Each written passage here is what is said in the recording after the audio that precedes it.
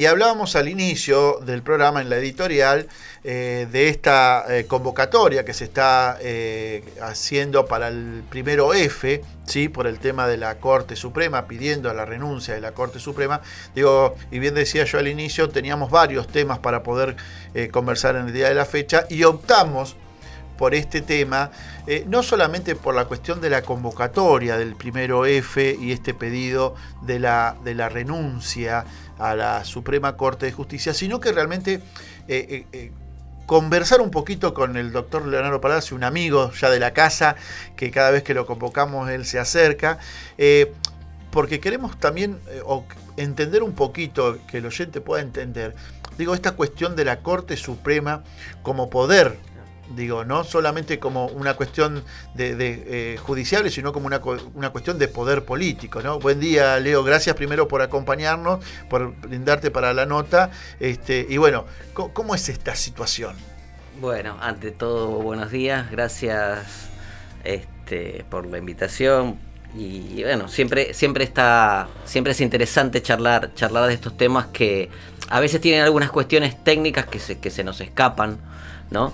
Pero es cierto lo que vos decías, digamos, lo que estamos no estamos acostumbrados a pensar a la Corte Suprema como que es parte de un poder político, ¿no? En realidad el Estado tiene tres poderes: el ejecutivo, el legislativo y el judicial.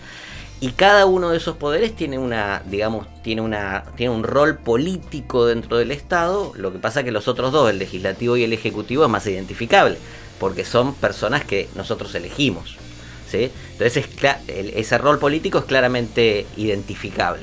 Ahora, la Corte, si bien no son personas que son elegidas por el pueblo, tienen también un rol político como la cabeza de un poder del Estado que es muy importante. No político partidario. Uh-huh. Pero sí tienen que llevar adelante, digamos, junto con los otros dos poderes del Estado, el Estado, casi nada. ¿Sí? Y bueno, y tienen un mandato político que es el que cumplir en general lo que dice la Constitución. Lo que pasa es que eso se puede interpretar. El camino que marca una Constitución es muy amplio. Da lugar para un abanico de, digamos, situaciones, de caminos diferentes. Y bueno, esos hay que enmarcarlos. ¿Y cuál es el poder principal que tiene la Corte? Que siempre es el que se pone en discusión. Por diferentes cuestiones, digamos, que hacen a nuestro diseño constitucional, la Corte históricamente ha sido la que tiene la última palabra para decir esto es constitucional o esto no es constitucional en la Argentina. Y eso es un poder muy grande, que a veces muchos señalan como que se usa bien o se usa mal, como todo poder, digamos, ¿no? Entonces, muchos se preguntan por qué en este caso, o en la actualidad ahora en la Argentina, 4 personas, varones todos, ¿sí? Mayores de 50 años todos, diríamos mayores de 60 además, pero por lo menos mayores de 50, que tienen una única profesión, que es la de ser abogados, digamos.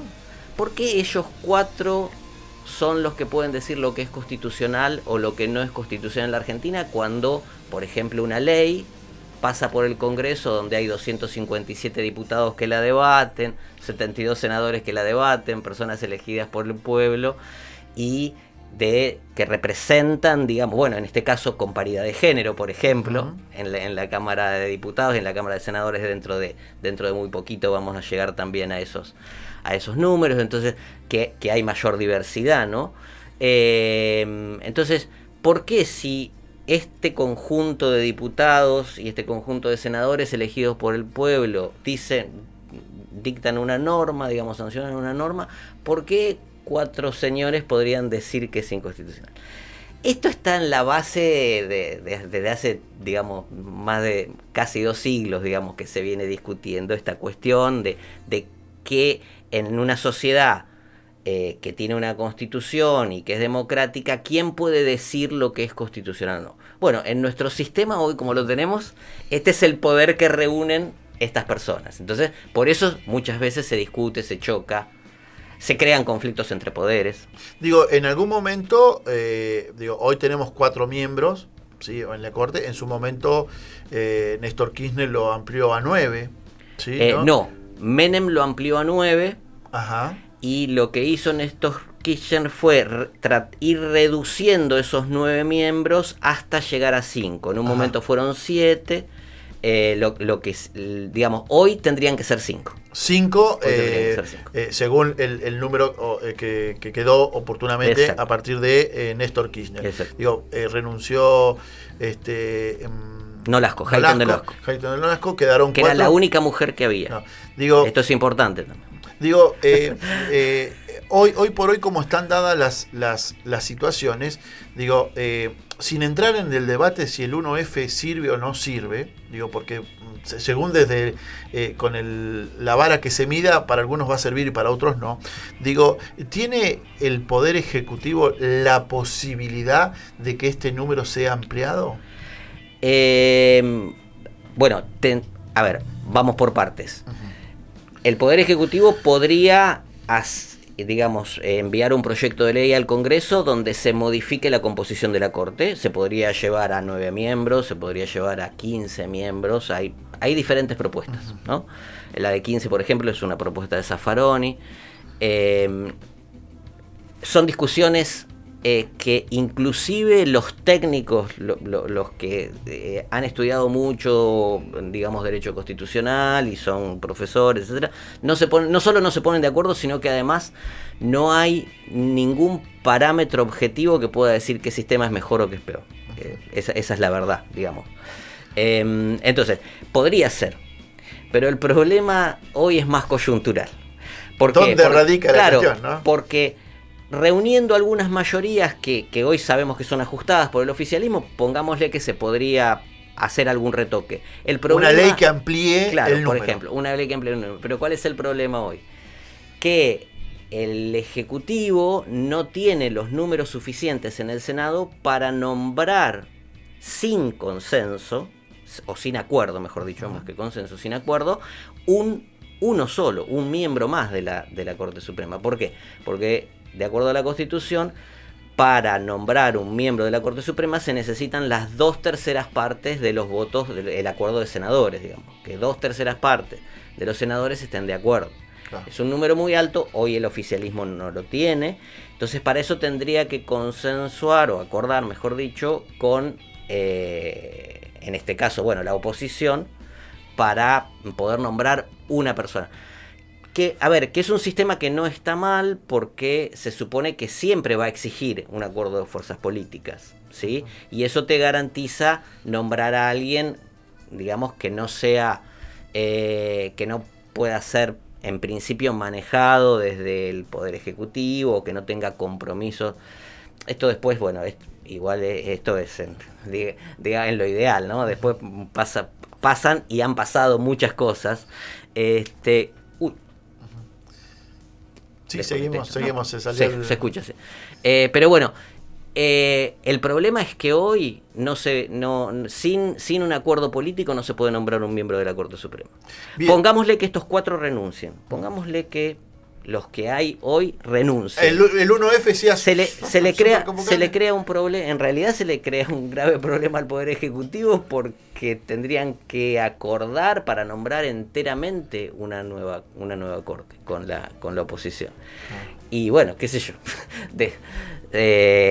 Obviamente que ahí empiezan a jugar cuestiones políticas que muchas veces a nosotros se nos escapan, pero sería una complicación. Digo, cada vez que uno escucha en los medios nacionales y demás, digo, el Poder Judicial es uno de los poderes más, podríamos decir, que menos confianza la gente tiene. Sí, digo, sí. Cuando uno escucha, digo, y por ahí aquellos que ejercemos el derecho también, muchas veces vemos realmente las cuestiones, las trabas, todo lo que uno vive o convive todos los días con el tema de los juzgados, de tribunales y demás. Pero el 1F creo que tiene por ahí como un germen, que fue esto de la inconstitucionalidad de la ley de la magistratura, después de 12 años que la Corte salga a plantear una cuestión como para marcar la cancha, ¿no? Sí, hay una cuestión, como todo poder político, que tiene un peso muy importante, en el caso de la Corte, el peso de indicar qué es constitucional o no, muchas veces se usa en forma arbitraria. Y la Corte lo usa en forma arbitraria porque muchas veces no hay reglas claras de cuándo debe actuar la Corte, cuándo debe actuar, cómo debe actuar. Entonces pueden muchas veces tener causas dormidas durante mucho tiempo, porque son causas que pueden generar problemas institucionales como este fallo que vos dijiste. Entonces, esta es la cabeza del conflicto. Es evidente que hay un conflicto hoy entre la Corte y el Poder Ejecutivo, y la Corte, digamos, ha salido con un fallo que es bastante discutible, ¿sí? A generar un problema institucional, porque evidentemente tiene desacuerdo con el Ejecutivo. Entonces, eso hace también en que se cimente la desconfianza en cómo los jueces de la Corte, que son los máximos representantes del Poder Judicial en la Argentina, usan ese poder que tienen, ¿sí? Y es lógico que se cimente la desconfianza en estos casos, ¿no? Digo, pasado el 1F, o como primera medida, ¿cómo ves vos? Digo, el hecho del primero F va a tener su consecuencia, digo, va a haber no creo que lleve al hecho de que renuncien la Corte, ¿no? Digo, por ahí el hecho de generar la cuestión política o el hecho político, digo, pero digo, no creo que cambie la cuestión como está dada. Digo, ¿cómo ves hacia adelante vos la cuestión esta de la Corte? ¿Cómo se puede llegar a destrabar toda esta situación? Mira, políticamente no lo podría, no estoy en condiciones de vislumbrarlo, digamos, ¿no? Institucionalmente lo que pasaría en adelante es que tiene que haber un cambio. ¿Te acordás que Alberto Fernández convocó a un grupo de constitucionalistas que hicieron un informe sobre la reforma de la justicia? Ellos propusieron algunos cambios en la Corte, ¿sí? Yo creo que hay que hacer cambios institucionales en algún sentido, sobre todo fijando plazos, fijando reglas claras de actuación para la Corte, ¿sí? Independientemente del número de miembros o de cómo pueden funcionar, eso tiene que ser pensado para adelante. Y después, puntualmente, con lo que va a suceder el 1 de febrero, yo creo que es una manifestación que nadie tendría que tener miedo, digamos, de que el pueblo se manifieste. A ver, cuando se discutió la ley de interrupción voluntaria del embarazo, hubo un enorme grupo de personas en el Congreso acampando, que estaban a favor del proyecto de ley, y otro enorme grupo de personas que estaban en contra, ¿sí? Y se manifestaron. Y se manifestaron en el marco de la actuación de un poder que es el poder legislativo. Bueno, acá que se manifiesten la gente pensando que no le gusta cómo está la Corte usando ese poder. Y bueno, es parte de lo que podemos hacer como pueblo, sobre todo en el caso que estamos hablando, que son miembros de un poder que no son elegidos directamente, es decir, que tienen cargos vitalicios y que es difícil que no se someten en general, digamos, a el escrutinio público que se someten los miembros del Poder Ejecutivo, que tienen que renovar sus cargos, y los del Legislativo también. Ahora, está claro que si no quieren renunciar, no tienen por qué renunciar, no están obligados. Muy bien, estamos dialogando con el doctor Leonardo Palacios.